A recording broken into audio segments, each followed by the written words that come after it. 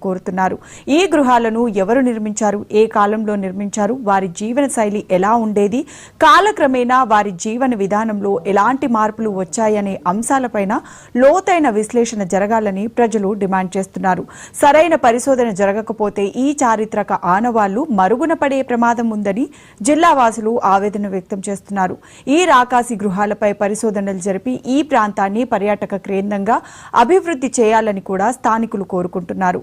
భద్రాద్రి కొత్తగూడెం జిల్లా గుండాల మండలం ముత్తాపురం అటవీ ప్రాంతంలోని ఈ రాకాసి గృహాలపై మా ప్రతినిధి రామకృష్ణ అందిస్తున్న స్పెషల్ రిపోర్ట్ ఇప్పుడు చూద్దాం.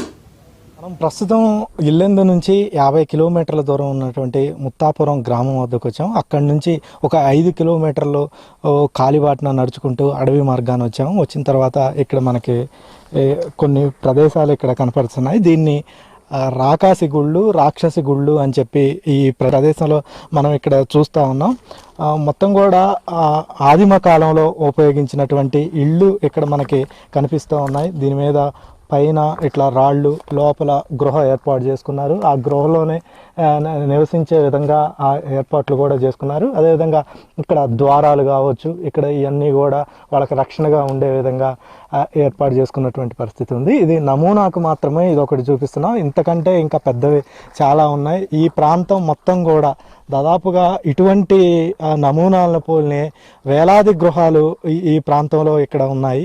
దీనికి సంబంధించి ఇక్కడ ఉన్నటువంటి స్థానికులు రకరకాలుగా చెప్తున్నటువంటి పరిస్థితి ఉంది. ఇది పూర్వీకులు చెప్తున్న దాని ప్రకారం ఈ ప్రాంతంలో ఒక మనుషుల కంటే పూర్వం ఉన్నటువంటి ఒక ఆదిమ జాతి ఇక్కడ ఉంది అనేది ఒక ప్రచారం ఉంది. మరొకటి చూసుకుంటే పూర్వం ఉండేటటువంటి ఒక రాక్షస జాతి కూడా ఇక్కడ, మానవులతో సంబంధం లేనటువంటి జాతి కూడా ఇక్కడ నివసించింది అనేది వాళ్ళు చెప్తున్నటువంటి పరిస్థితి ఉంది. అంటే దీనికి సంబంధించి ఎటువంటి పరిశోధనలు జరగకపోవటం వల్ల ఎవరూ కూడా దీని మీద ఖచ్చితమైనటువంటి సమాచారం ఇవ్వలేనటువంటి పరిస్థితి ఉంది. అయితే స్పష్టంగా ఆనవాళ్ళు ఆ కాలంలో ఇక్కడ నివాసం ఉన్నట్లుగా, వాళ్ళు గృహాలు ఏర్పాటు చేసుకున్నట్లుగా, అదేవిధంగా వాళ్ళ అవసరాలకు తగ్గట్టుగా ఇంకా కొన్ని ఏర్పాటు చేసుకున్నటువంటి ఆ కొలన్లు కావచ్చు, అవన్నీ కూడా మనకి ఇక్కడ సజీవ సాక్ష్యాలుగా కనపడుతున్నాయి. ఒకటి కాదు, రెండు కాదు, వేల సంఖ్యలో ఇటువంటి ఉన్నటువంటి పరిస్థితి ఉంది. ఇది మొత్తం కూడా దట్టమైనటువంటి అటవీ ప్రాంతంలో ఉంది. ఈ ప్రాంతంలోకి సామాన్యంగా వచ్చేటటువంటి వాహనాలు నేరుగా వచ్చేటటువంటి పరిస్థితి కూడా లేదు. మొత్తం కూడా ఖాళీ మార్గం ఇటు రావాల్సినటువంటి పరిస్థితి ఉంది. ఇక్కడ మనతో స్థానికులు ఉన్నారు, వారితో మాట్లాడదాం. చెప్పండి అండి, అసలు దీని గురించి మీ పూర్వీకులు ఏం చెప్పేవాళ్ళు, అసలు దీని గురించి ఏం చరిత్ర?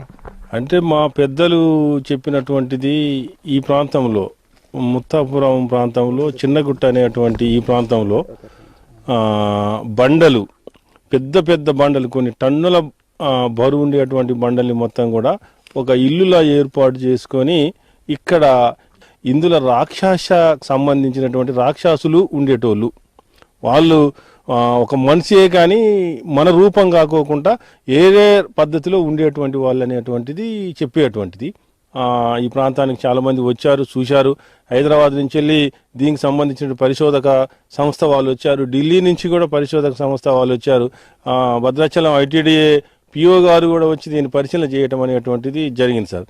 క్లారిటీగా దీనికి సంబంధించి రావాలంటే పరిశోధన జరిగితేనే దీని ఏమిటి, ఎట్లా అనేటువంటిది. ఒక మనిషిలా రాయిని మనిషిలా తయారు చేసుకున్నారు, ఒక లేడీకి తయారు చేశారు, దానికి పిల్లలు తయారు చేశారు, చిన్న చిన్న పిల్లలు తయారు చేశారు, ఏది తినటానికి రోలు తయారు చేశారు, పచ్చళ్ళు కానీ రాసుకోవటానికి రోకళ్ళు కూడా తయారు చేశారు. కానీ ఈ బండల్ని ఇట్లా తయారు చేయటం అనేటువంటిది ఎట్లా సాధ్యపడింది అనేటువంటిది మా పెద్దవాళ్ళని కూడా అడిగితే వాళ్ళ టెక్నీషియన్ ప్రకారం అప్పుడు ఆ వెనకట్లో దాన్ని తయారు చేసుకున్నారు అనేటువంటిది చెప్పారు సార్. అది అంటే ఇట్లాంటి ఎన్ని ఇళ్ళు ఉన్నాయి? ఇట్లాంటివి ఎన్ని వేల ఇల్లులు ఉన్నాయి. ఇక్కడ నుంచి దగ్గర దగ్గర మనం ఇక్కడ నిలబడ్డ నుంచి మొదలు పెడితే ఒక 7-8 కిలోమీటర్ల వరకు ఈ మండలి, ఈ గుట్టంతా అక్కడ దాకా ఉన్నటువంటిది పెద్దతోగు ఆ ఊరు అనేటువంటిది పైన ఉన్నది.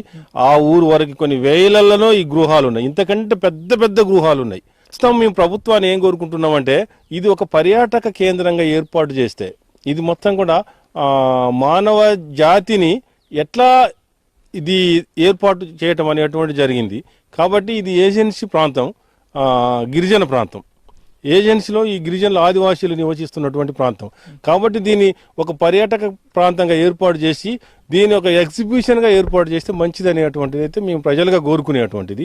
చాలా మందికి కూడా మేము ఇదే చెప్పాం, వచ్చినటువంటి వాళ్ళందరికీ కూడా మేము ఇదే చెప్పాం. వాళ్ళు కూడా మేము అయితే అవసరాలకు ఉపయోగిస్తున్నాము గ్రామీణ ప్రాంతాల్లో, దానికి సంబంధించినటువంటి ఒక రోలు ఎట్లా దాన్ని చెక్కారు అనేది కూడా కొంత మనకి ఇప్పటికీ కూడా అబ్బురపరిచేటటువంటి అంశంగానే మనం చూడాల్సి ఉంటుంది. ఇట్లాంటి ఎన్నో కూడా మనకి కనిపిస్తూ ఉన్నాయి ఇక్కడ ఈ ప్రాంతంలో. ఇంత పెద్ద సైజులో రాయి, దాదాపుగా ఇది టన్నుల బరువు ఉండేటటువంటి ఈ రాయి, అసలు ఈ రాయిని అప్పట్లో ఎట్లా నిలబెట్టడం కానీ, దీన్ని అసలు ఎక్కడి నుంచి తీసుకొచ్చారు, ఇంత బరువుని ఎట్లా వాళ్ళు మోయగలిగారు అనేది కూడా ఇప్పటికీ కూడా ఒక ప్రశ్నార్థకంగానే ఉన్నటువంటి పరిస్థితి ఉంది. ఇది ఎందుకంటే స్పష్టంగా చెప్పలేకపోయినప్పటికీ కూడా, అంటే అప్పుడు ఆది మానవులు ఉండేవాళ్ళ, లేదు ఒక రాక్షస జాతికి సంబంధించినటువంటి తెగ ఉండేదా, ఎవరు ఉండేది అనేది కూడా ఒక స్పష్టమైనటువంటి సమాచారం లేకపోయినప్పటికీ కూడా ఖచ్చితంగా ఒక ప్రాణాలు ఎవరో అయితే ఇక్కడ నివసించారు అనేది వాళ్ళు మాత్రం చెప్తున్నారు.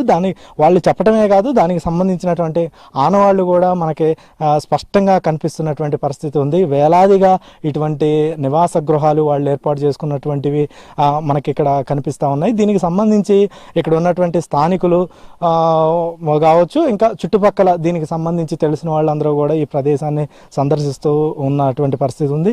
ఈ క్రమంలోనే అధికారులు కొంతమంది ఇటు హైదరాబాద్ నుంచి రావచ్చు, ఇటు ఐటీడీఏ నుంచి కూడా చాలామంది ఇక్కడికి వచ్చి దీనికి సంబంధించి వివరాలను తీసుకొని వెళ్ళారు. కానీ అంతకు మించి ముందుకు వెళ్ళలేనటువంటి పరిస్థితి ఉంది. దీని మీద ఒక పరిశోధన లాంటిది ఏది చేయలేనటువంటి పరిస్థితి ఉంది.